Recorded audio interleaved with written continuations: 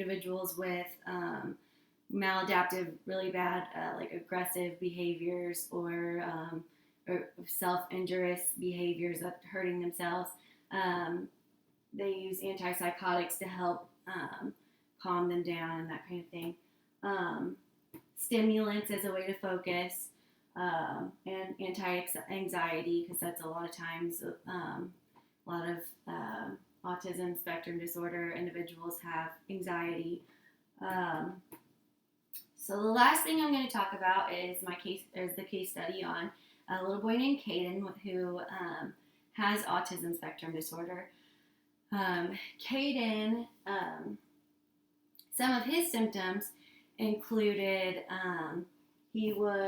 his communication difficulties were he was nonverbal. His parents noticed at about age 3 that he wasn't speaking, that he was socially not engaging in a lot of the normal behaviors that neurotypical children were engaging in. So his parents took him to the doctor, and they diagnosed him with, after running some tests and stuff, diagnosed him with autism spectrum disorder.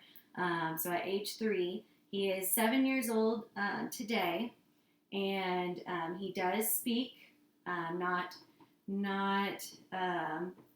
super fluently, but he does speak. He can say, "I need to go potty," that kind of thing.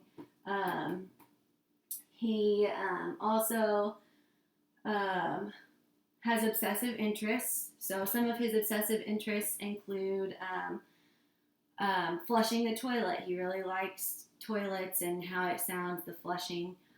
He's obsessed with cleaning supplies. His parents have to hide their cleaning supplies up in high cabinets and stuff because he really likes spray bottles and that kind of thing. Repetitive behaviors. His include, he does a lot of this, the rocking with the circular motion arms. He makes a lot of vocalizations of repetitive vocalizations of like that self-stimulation of hearing his voice and those monotone noises.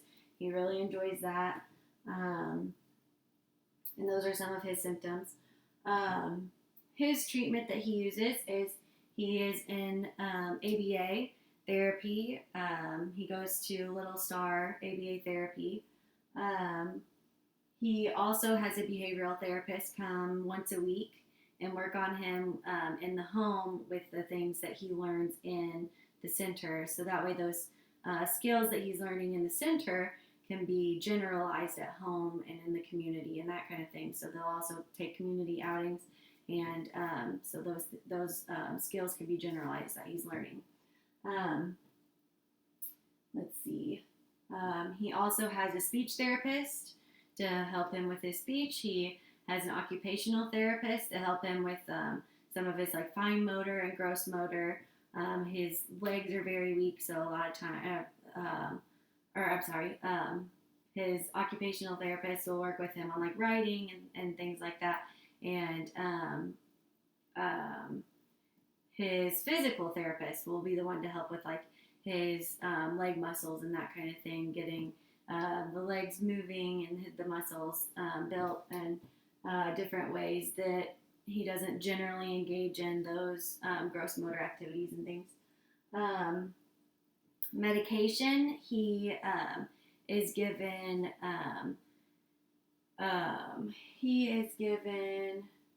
anti-anxiety medications, and that helps him with any of his often he elopes. That's another one of the symptoms of autism is eloping, and oftentimes he gets anxious about different things, and he'll elope out of the room or try to like run away from mom in the grocery store and that kind of thing.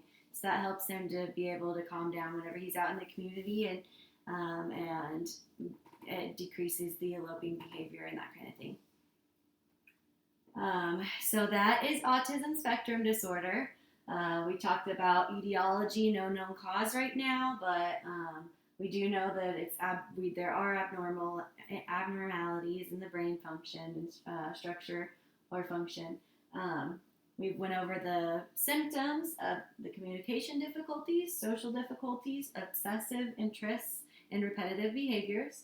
And lastly, we went over the treatment of ABA therapy, the different behavioral therapy, speech therapy, occupational. When we went over medication, which is another treatment for autism spectrum disorder. And we went over Caden, who has autism spectrum disorder, and talked about how some of these things are in his life and how would they come to use the treatment to help him and that kind of thing. All right, thank you.